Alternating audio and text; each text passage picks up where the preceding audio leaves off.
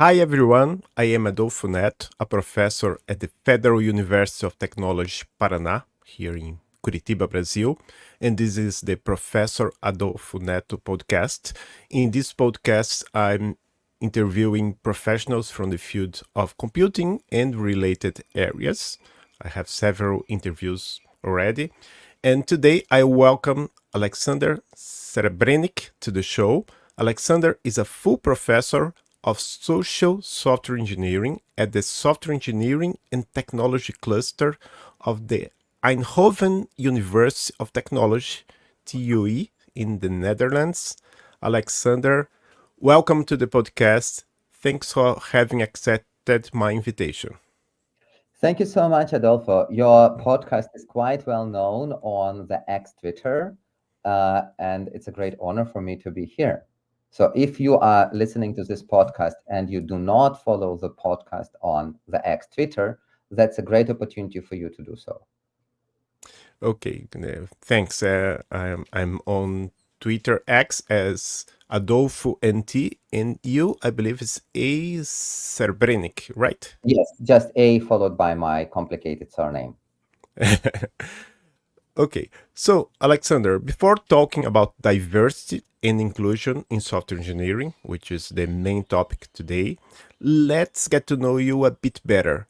Can you tell us about your background and what sparked your interest in computer science? Do you have a bachelor's degree in computer science?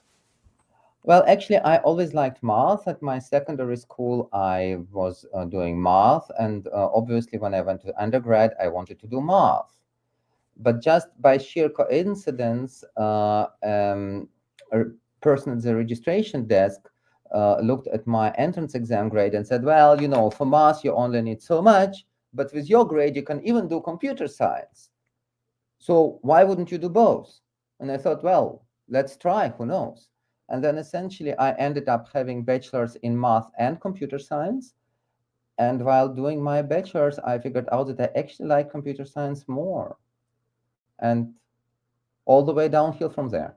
So you did a bachelor's, and then of course, if you are a full professor now, you did maybe a master's. I don't know. Here in Brazil, I don't know if you know that, but here in Brazil, usually people do a master's and then a PhD. But I know that in Europe and the US, after the bachelor's, sometimes you do a master's, sometimes you don't, and then you do a PhD. Which was your path?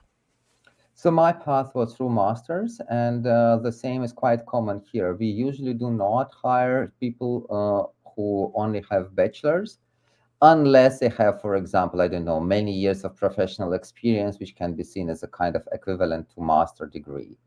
So no, I went for masters and then for PhD. So in some sense, it was a very standard academic career. And as I told, you are full professor at the Eindhoven University of Technology, and after you finished the PhD, you decided to go into academia to become a professor, and then you decided to study social software engineering. Could you tell us a little bit about that? Well, this was actually quite a long and weird story because my research during my PhD was on termination of logic programs. And it was nice and cool, and I was proving theorems, and I was building systems, and I was evaluating those systems. But somehow I was never able to explain anyone who on earth would need this kind of research. So after I was finished my PhD, I was really looking for something which would be much more applied, and would somehow connect me to anything more real. So I went to a lab which was established in Eindhoven. It was called Laboratory for Quality Software. And the idea was that people employed by the lab will go to the industry, listen to the problems, bring those problems to the researchers will solve them. And at the same time, we will go to the researchers, listen to their lovely solutions, and bring those solutions to the industry. This was a theory. The practice turned out to be completely different. So first of all, industry was absolutely not interested in research that my lovely colleagues were doing because they most of the time were doing model checking, and the industry was saying, well, I don't care about my bugs. If my system is stuck, I will just restart it. And I was like, sure. So I was wondering, what does it really need? And then started suddenly asking questions, or is the system maintainable? Do I need to put more people on this project? We bought another company. Are we going to rebuild their software to integrate it with our software, or are we going to integrate whatever they already have it? So most of the times, the questions were not about correctness; they were essentially about maintainability. And inspired by this kind of questions, I was starting to look at questions related to maintainability metrics. But again, you see those scores and you just see whatever file X is really red and all evaluations, but nobody modifies it. So why bother? And again, industrial people were telling me that all my insights are kind of correct, but not very useful.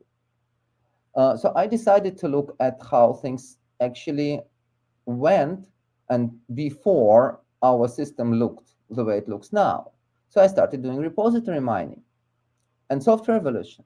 But this is, of course, a misnomer because software doesn't really evolve on its own. It is being evolved by human beings. And if you want to understand why things are being changed, we need to understand why people decide to change them or not to change them. And there are all kinds of reasons for people not to do things or not to do things. And that's how I ended up doing social stuff. Because if you want to understand the process, if you want to understand software, we need to understand human beings that are responsible for creating and maintaining it. Okay, it's funny because your trajectory has some similarities with mine because I did a PhD in logic for computer science, and then I decided to shift my research focus to software engineering, although for a different reason. It was because I'm like you, I'm in a University of Technology, and we decided to start a master's, and it is a professional master's, something that I believe people here in Brazil say that every masters in the US and Europe is a professional masters, but it has some difference. But then, okay, I'm not going to suggest to people to that are professionals that are from the market that they want to do a master's. They are not going to want to study logic for computer science, the theorem provers. So let's go into software engineering, mostly agile methods. But okay, now let's shift the conversation to the main topic, which is diversity and inclusion. I know you are a very productive researcher. There are lots of papers on your Google Scholar, including several with Brazilian co-authors like Bianca Trinkenreich, Gustavo Pinto, Edna Canedo. All of them I know either in person or through WhatsApp and other. I have interviewed Edna for a podcast, for instance, and I have and Bianca presented a paper in Portuguese in my other podcast channel. But okay, and I noticed that the papers that have these collaborations with Brazilians, they touch this subject. So the question is, why do you think diversity and inclusion are crucial topics in the field of software engineering? Thank you for the question. So, unfortunately, I have not published with Bianca, but I mean, we have this workshop paper which we are currently trying to extend. So this is, this is forthcoming. But indeed, the topic of diversity and inclusion is close to my heart, and we've been working on it for more than 10 years now. Um, there are many reasons why diversity and inclusion are important. Ethical, economical, related to sustainability. From the ethical perspective, it is simply not ethical to discriminate people. It is not ethical to exclude people. It's not ethical to maintain systems, and I'm talking about organizational systems, not only software systems, which are excluding people. From the more economic perspective, if you're considering software as a product, that you want to sell to as diverse possible population of customers, then the mirroring hypothesis would say that the designer's team should reflect the diversity of your target audience. There are studies that show that diverse teams tend to be more creative or propose less trivial solutions, that they are less likely to exhibit suboptimal communication patterns, and so on and so forth. And finally, from the sustainability perspective, and I'm talking here not necessarily about environmental sustainability, but more social sustainability. If you are looking at open source projects with problematic culture, those projects are less likely to sustain because people are not going to be contributing of their time. So diversity and in particular inclusion are important for numerous reasons, and I just listed a couple of them. So, can you provide some examples of how diversity and inclusion can impact software development and engineering practice? Right. So there are, of course, many of those things, right? Um, if you're talking about, so I already mentioned that more gender diverse teams are less likely to exhibit suboptimal communication patterns. For example, they are less likely to end up in a situation when the entire communication is being concentrated in one person, or they are less likely to end up in an unstructured scenario where participants cannot distinguish between useful communication and useless communication. So why is this communication important? Because on the one hand, it is related to diversity, and on the other hand, it's related to the source code. There are studies, including our studies, which are showing relation between those suboptimal communication patterns and suboptimal organization of the source code. So for example, if I'm a lone wolf, so if I don't care what other developers do or how they look at my code, I'm not going to structure my code because I don't care. So you will have this communication problem, which is reflected in spaghetti code. And similar connections can be established for quite a number of those communication patterns. But this is, of course, only one example how diversity is related to software engineering processes. Um, Other examples, speaking of Brazilians, right? Ronnie de Souza Santos, whom you might have interviewed or might like to interview, together with his courses, for example, he observes that more diverse teams are perceived as being more resilient, right? So if there's something unexpected happening, those teams are more likely to have expertise to adapt. There are studies of the Danish team, Christian Verwijs, Daniel Russo, that shown relation between diversity and relational conflict, right? So you are less likely to exhibit conflict. Um, and of course, this is all heavily context dependent. So things which work in one specific context do not necessarily work in a different context. Um, there are studies which show that to get benefits of diversity and inclusion, you need to have sufficient amount of time for people to work together. And this is why student projects might, for example, not benefit that much from diverse teams, simply because those projects tend to be short and people don't have enough time to learn how to communicate. Of course, you can start thinking about maybe we need to train them how to communicate, but that's a different discussion. Okay, and what are some common challenges that organizations face when trying to improve diversity and inclusion in their software engineering teams? So there are many different challenges. Challenges can be related to organization. Challenges can be related to the context where those organizations are operating. So, for example, a relatively simple solution, which unfortunately we see, is putting a lot of stress on hiring developers or hiring employees in general from minoritized groups. But then, of course, if the culture of the company or the culture of the open source project is not changing, then those people will be hurt and might leave.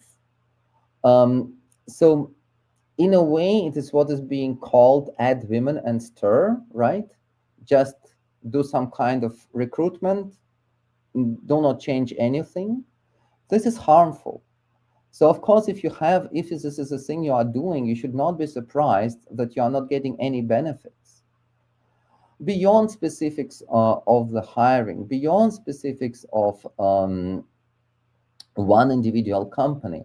Of course, there is an ongoing pushback on pretty much everything which is related to diversity and inclusion.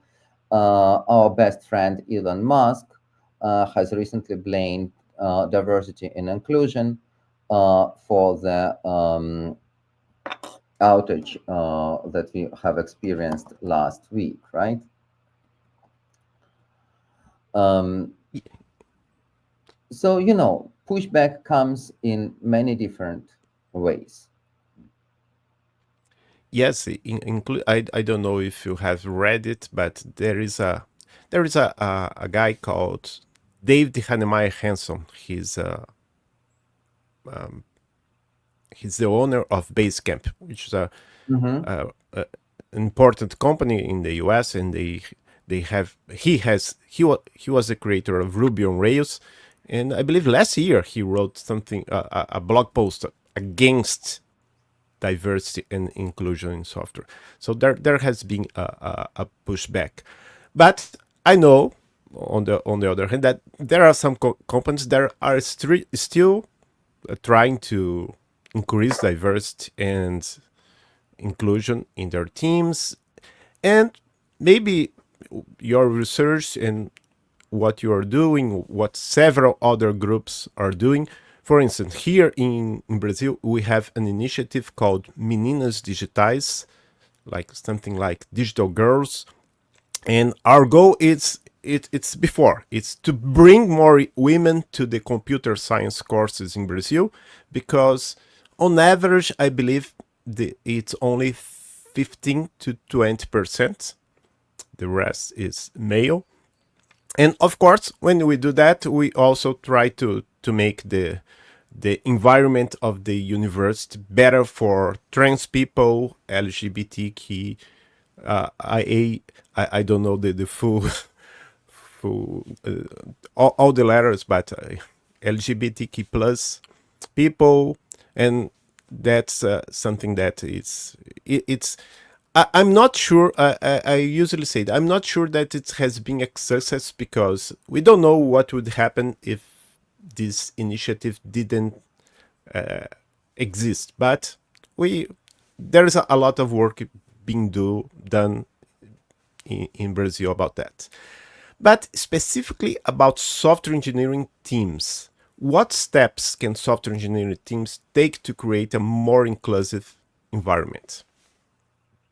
So thank you for this question. Indeed, diversity is only the first page, right? Inclusion is essentially what it's often more about. And I'm very happy to hear that Brazil has this digital girls effort. Similar efforts exist, of course, in other countries. For example, Bara Bunova in Czech Republic was very active in the Chiquitas movement, which targets women of different ages with different courses and so on and so on, either trying to introduce them to computing or trying to help them find specific jobs in computing. When we are moving from trying to bring people to the computing space, there have, of course, been all kinds of efforts related to making those spaces more inclusive. At the technological level, for example, Google has experimented with implementing anonymous code reviews, which would allow people to be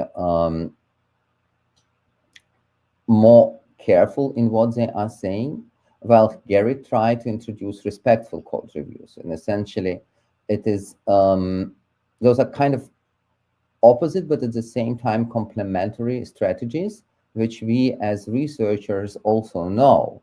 Because, of course, nowadays, scientific papers are oftentimes subject to double anonymity requirements. Not only do the authors not know who the reviewers are, but also the reviewers don't know who the authors are. So this would be a kind of anonymity model. And of course, as the reviewers, we are expected to be professional and respectful and so on, which is pretty much what Harriet tried to implement. So in both cases, it was quite difficult. So it was not an obvious success. And the study shows that not everybody was actually enjoying those processes because people reject some of those suggestions. It's interesting to understand what worked and what does not. So for the fact that the first solution didn't work doesn't necessarily mean that the second one will not. And of course, at the organizational level, there are multiple projects and of course companies that adopted things like code of conduct, like mentoring schemes. But as again, as I was saying, whether your solution is technical, like anonymous code reviews, or organizational, such as a mentoring scheme, you have many, many ways to implement them. And figuring out how to do it for every specific context might be a non-trivial challenge as well. That's great. I'm a member of the Erlang Ecosystem Foundation, and the Erlang ecosystem community, which includes Elixir, has a code of conduct, and we try to follow this code of conduct for all events and projects. And so far, I have not seen much complaint about that. But we have a big problem because I told you that between 15 and 20% of people that want to do a bachelor's degree in computer science or computer engineering or related course in Brazil. But in the Elixir community, it's even worse. I believe that the two last surveys they did, it was about 3%. I have a podcast about Elixir, and it's very difficult to find a woman to to be interviewed. But okay, this is we are veering off the track.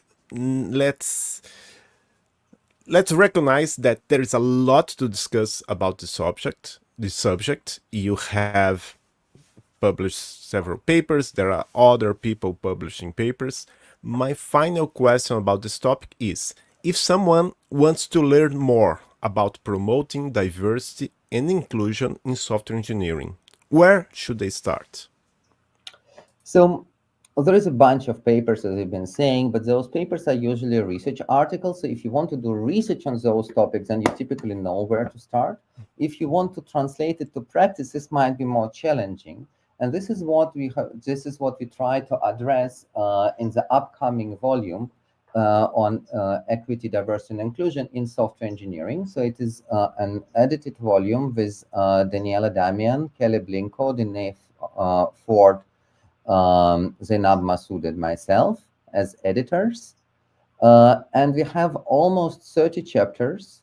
Some of them are coming from Brazilian colleagues, for example, from the group of Kiev Gamma, on multiple topics related to diversity and inclusion.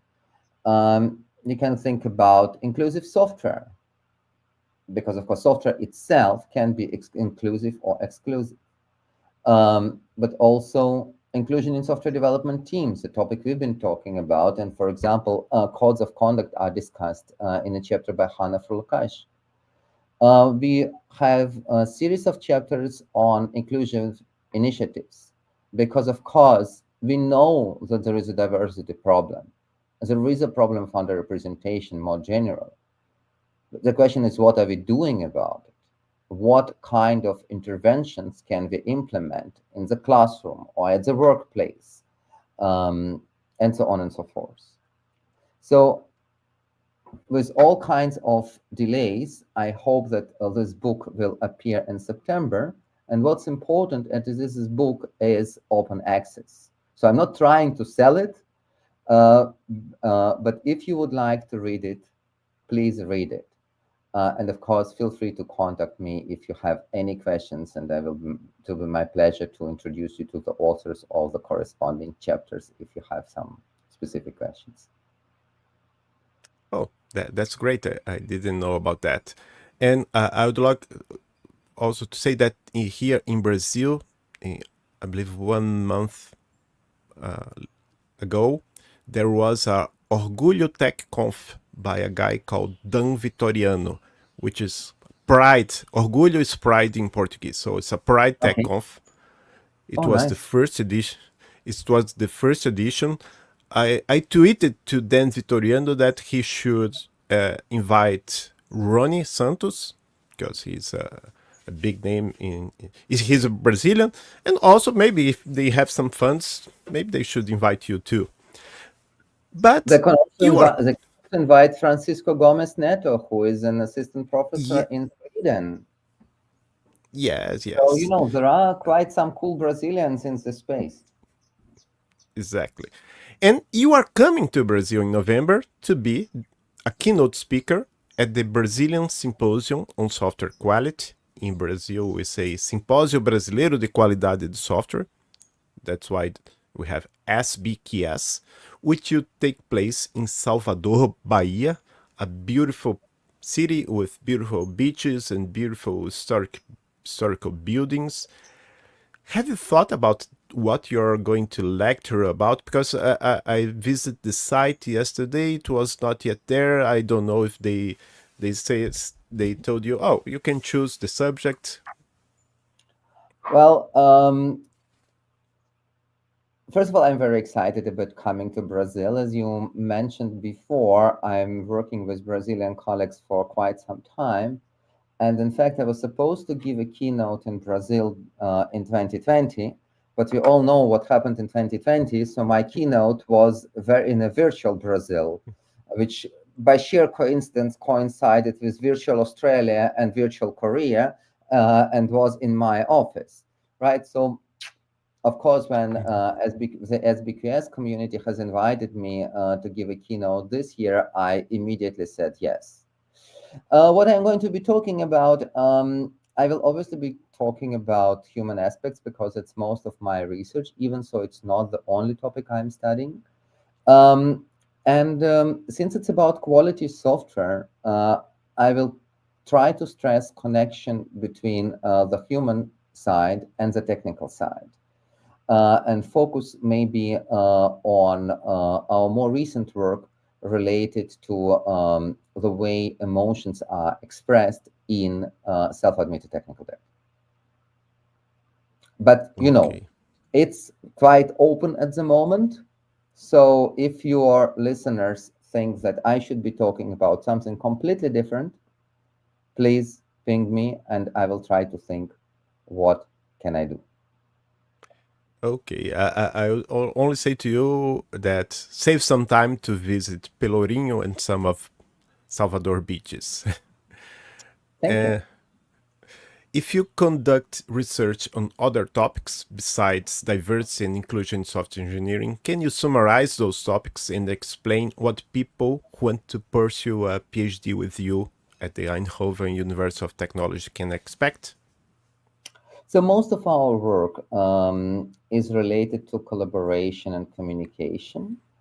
Uh, for example, I already mentioned emotions. This was a topic of Nathan Cassay's PhD.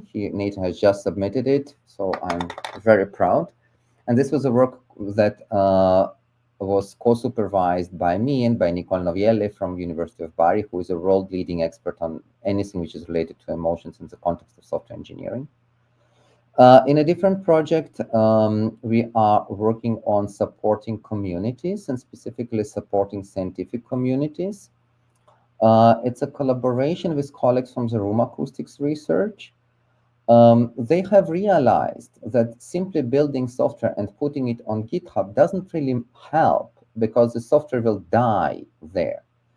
And this is why we have started this collaboration, trying to figure out how we can build a community surrounding this software. It is non-trivial because there is a lot of turnover. Most of the work is being done by students. You cannot just keep them around by paying them salaries as you typically do with regular employees. So what can you do to make your software more resilient and more sustainable? And this is, by the way, at another project where we are working together with a Brazilian colleague, because the PhD student who is leading this effort is Lavinia Paganini, originally from Pernambuco. She got her master's with Kiev Gamma. And of course, Alex Nolte is also involved in this project. And even more stuff. We are looking at self-admitted technical debt. We are looking at things which are related to conflicts. We are looking at things which are related to dependencies. AI is everywhere. So while I'm not an AI researcher, as a software engineering researcher, I cannot ignore the fact that AI is influencing software development and software development processes. So yes. And of course, if Oh, you would like to join us as a PhD student, usually you'll be joining us for 4 years, lots of fun, employment status, once a week meeting with supervisors. So yes. Here in Brazil, the people say that the Netherlands is one of the best countries for PhD students because the stipends are good and they have an employee status. It's I already knew that Lavinia was there, and a curiosity is Lavinia did a master's at Federal University of Pernambuco. I did my master's there too, so it's a. I'm from Alagoas, which is a state which is ah, a little below Pernambuco, where FSC just happened in Pernambuco, but it was almost it's very close to Alagoas, which is a different state. Maybe you know someone from there, Márcio. Do you know Márcio Ribeiro? He's a professor at the I met Federal him. University. I Okay, met him. he's from Alagoas. Nice, nice. No, but Okay, I mean, it's not the first PhD student from Pernambuco with whom I'm working. So before her, I worked with Fernando Castor, who back then was in Pernambuco. And one of his PhD students was co-supervised by me, Felipe Ebert. So Felipe was then a postdoc with us. And another student who has done his master's with Fernando became my PhD student, Wesley Torres. And now all of them are here more or less around. Wesley is working in a company. Felipe is teaching at the University of Applied Sciences. So it's always a pleasure to work with good students. okay. Brazil should give you a Brazilian citizenship because you are helping lots of Brazilians. And one last point is that Nicole Novielli is coming to Curitiba, to CBSoft, which is another software engineering conference we have here in Brazil. And Curitiba is where I am. Nicole is a So, great speaker, so she will need to, you will get a great keynote. So I'm very sure that you will enjoy it. So if you have not registered for CBSoft yet, you need to do it because Nicole Noviele is coming. okay, and now I think that I have to interview her because Yes, maybe, yes. okay. So my last question, which I have been asking all my interviewees, who some are from academia, some are from industry, is on the subject of learning. How do you stay updated with the news in your field? Do you read books, blogs, podcasts, YouTube, academic papers, video courses, or TikTok? People, I know that young people today, when they have a question, they don't go to Google, they go to TikTok. But I what's know. your I mean, answer? well, unfortunately, I'm not young, right? TikTok is one of those social medias I'm not on, right? I mean, there should be something I'm not on. Um, so the problem is, of course, I mean, it's a continuous struggle, trying to remain up to date, having limited amount of time, figuring out that there was yet another something which was very interesting. Um, I obviously read academic papers. It's a part of our job.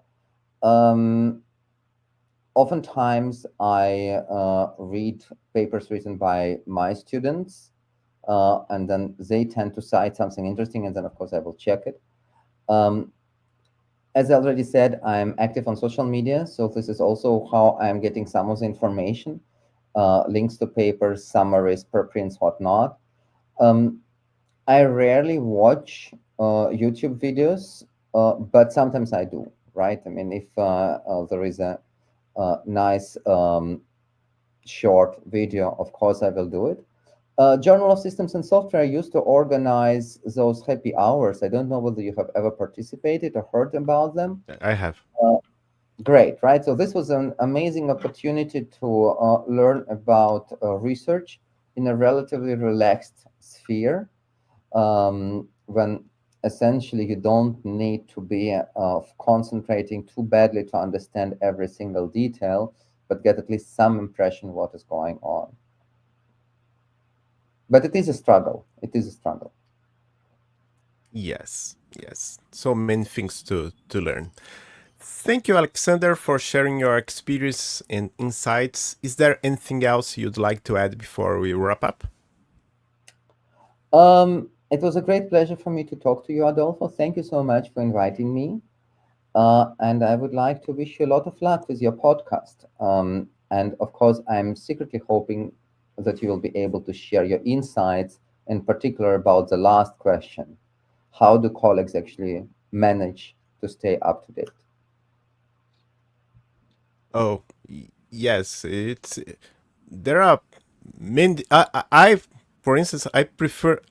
I don't say that I prefer, but I like podcasts a lot. That's why I do podcasts. I have several podcasts. Of course, we have to read academic papers.